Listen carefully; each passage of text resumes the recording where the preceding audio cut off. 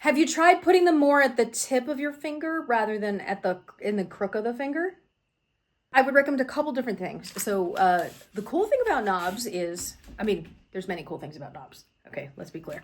But they're much easier to manipulate, I feel like, than when you have a leash wrapped around your hand in some capacity, whether it's a single loop or a double loop. When you're considering and you're just starting out with knobs, there's a couple of different ways I would start playing with it. I know that the inclination is to put the knob all the way back here because it feels safer and you can get a grip on it. That said, if you're going to put it back here, I've seen people play with it not just here in between the index finger and the tall finger, but between the ring finger and the tall finger. So a little, Spock action, a little Star Trek action there. I've seen that. I've seen many different things. I've seen putting it at the tip of the finger, so you have the ball up here. I've also seen, what I prefer is gripping the two between the thumb and the index finger for most of the things, because you have a lot of fine dexterity with your thumb, and I would say the two fingers that you have the most dexterity with and the most fine motor control with would be the index finger and the thumb, not the index finger and the tall finger, which allows you for a greater degree of manipulation when you're trying to control various things about it. And I particularly find it helpful, you may not have gotten into tosses yet, but when you're doing tosses on the side plane and you toss it up, you can also put a little bit of backspin on it with your thumb if you pull back with the thumb on the knob itself. So that can be a helpful trick as well to help keep the poi spinning in a vertical line when you do the toss, as opposed to it going forward or backward when you do the release, if that makes any sense. So there is no right or wrong way to do it. Whatever works for you works for you. But if nobody encourages you to try something different, you might not even consider looking at it. So I would say the best thing for you to do for your own skill improvement, for your own exploration, for fun, and maybe for an occasional bop, is to try the different things, because the different things actually can each teach you something else that you just didn't know about. I think the impulse to keep it in a safe place, particularly when you're a newer spinner, you don't have that much time under your belt. So you may, and also going from something as lightweight as what you were going to this, these probably feel like intensely different when you're doing movements. And I would imagine they feel like they can do more harm than the ones that were super lightweight.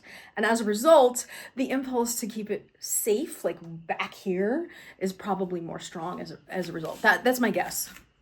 So I would say the difference between going from a single loop to a knob also is the impulse to grab makes a lot of sense, because that also creates security. But in the process of learning to release and relax into it, you have to play with that place where, oh, okay, I do have control, I don't have control. So I would say it may not be desirable for the environment in which you are, like where your poi actually are, but releasing it, like having random releases where the poi flies out of your hand, is actually going to be a great teacher. It's kind of like when you're learning how to drive stick shift and you stall out. The stalling out is a helpful process in learning how to actually manipulate the clutch. It's the same thing. So the process of accidentally losing the poi and having it flick somewhere can really help you understand where the limits of your touch are, or can be. So I think it's all part of the process. Or another way to look at it is, the way I say this normally is, if you're not hitting yourself, you're not challenging yourself, right? Because you're in your comfort zone. If you haven't hit yourself, then you probably haven't done something outside of the norm. Same thing. If you haven't actually lost the poi, then you haven't really tested the edge of where your control really lies. That's my take on it, but hey, I miss positive framing, so do listen to me, because it'll help you feel good about yourself. But it is a process, and I like what you had before. The weight differential alone is massively different, and then the tethers, because you went from having that super tiny little itty bitty thin cord to this, that's gotta feel massively different as well. And I would say even like this kind of grip, like, so I have an extra long one so that I can wrap it around my hand, although I don't for tosses. So this is what I was talking about with the toss. So if I'm here on my side plane and I release, I can actually take my thumb and